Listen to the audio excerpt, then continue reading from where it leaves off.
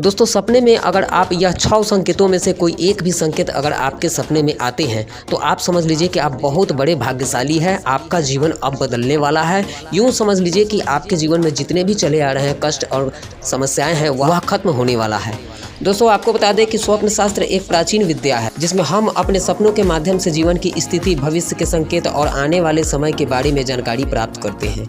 यह शास्त्र यह मानता है कि सपने हमारे जीवन की घटनाओं, भावनाओं और भविष्य की दिशा की ओर दर्शाते हैं। स्वप्न शास्त्र में कुछ विशेष संकेतों को दिखाया जाता है जो जीवन में सकारात्मक बदलाव और खुशियों के आने के सूचक होते हैं। इस वीडियो में हम उन 6 संकेतों के बारे में चर्चा करेंगे जो सपने में देखे जाने पर आपके जीवन में सुख, समृद्धि और समस्याओं का हल होने का संकेत देता है। अगर ये संकेत किसी व्यक्ति को सपने में दिखाई देते हैं तो यह माना जाता है कि उसके जीवन की कठिनाइयां समाप्त होने वाली है और खुशियां उसकी ओर आ रही है। इन संकेतों का ब्रह्म मुहूर्त में देखा जाना और भी शुभ माना जाता है। तो चलिए जानते हैं उन सपनों के बारे में। जय श्री राम दोस्तों, स्वागत है आपके अपने YouTube channel KS dream science में। दोस्तों अगर चैनल पर नए हैं तो चैनल को सब्सक्राइब जरूर कर लें। दोस्तों 6 संकेतों में पहला संकेत आता है शंख। अगर आप सपने में शंख देखते हैं तो यह बहुत ही शुभ माना जाता है। आपको बता दें कि स्वप्न शास्त्र में शंख का देखना बेहद शुभ माना जाता है। शंख भगवान विष्णु का प्रिय आभूषण है और इसे पूजा में भी विशेष स्थान प्राप्त है।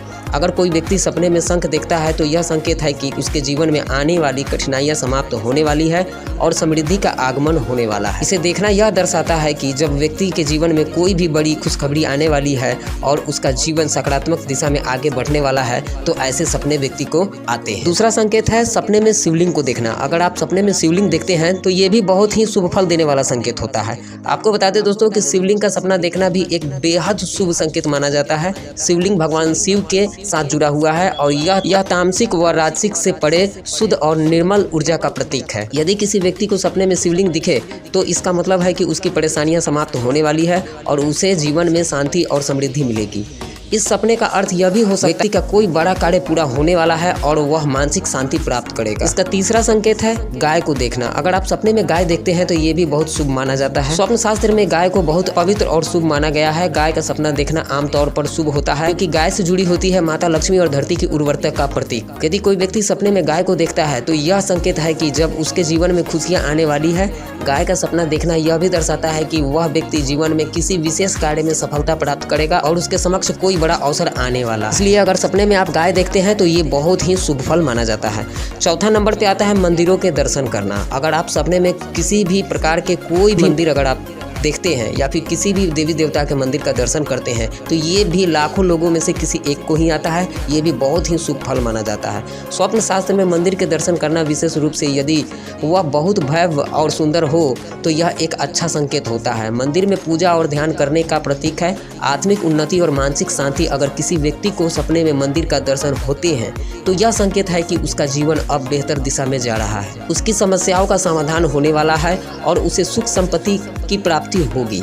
इस सपने का मतलब यह भी हो सकता है कि व्यक्ति की किस्मत अब उसकी मदद करने वाली है और उसे एक नई शुरुआत मिलेगी। इसलिए अगर आप सपने में अगर मंदिर के दर्शन किए हैं तो आप खुश हो जाएं। अब आपके जीवन में बदलाव, बहुत बड़े बदलाव आने वाले हैं। दोस्तों इसके 5वां संकेत है संत या साधु के चरण स्पर्श करना। अगर आप सपने में किसी साधु या संत के चरण स्पर्श कर रहे हैं या फिर किसी बुजुर्ग व्यक्ति के चरण स्पर्श कर रहे हैं तो यह बहुत ही शुभ संकेत होता है। अगर कोई व्यक्ति सपने में किसी संत या बाबा या साधु के चरण स्पर्श करता हुआ देखता है तो यह एक बहुत अच्छा और मंगलकारी सपना होता है। संतों के चरण स्पर्श का मतलब है कि व्यक्ति के जीवन में आध्यात्मिक उन्नति होगी और उसके जीवन के सारे कष्ट समाप्त हो जाएंगे। ऐसे सपने का मतलब यह भी हो सकता है कि व्यक्ति को किसी बड़े काम में सफलता मिलने वाली है और उसके जीवन में सकारात्मक बदलाव आ रहे हैं। यह सपना आत्मा की शुद्धि और आंतरिक शांति का संकेत भी हो सकता है। इसलिए अगर आप सपने में किसी भी साधु या संत के चरण स्पर्श करते हुए खुद को देखते हैं या फिर अपने माता पिता के चरण स्पर्श करते हुए खुद को देखते हैं तो यह बहुत ही शुभ फल देने वाला होता है।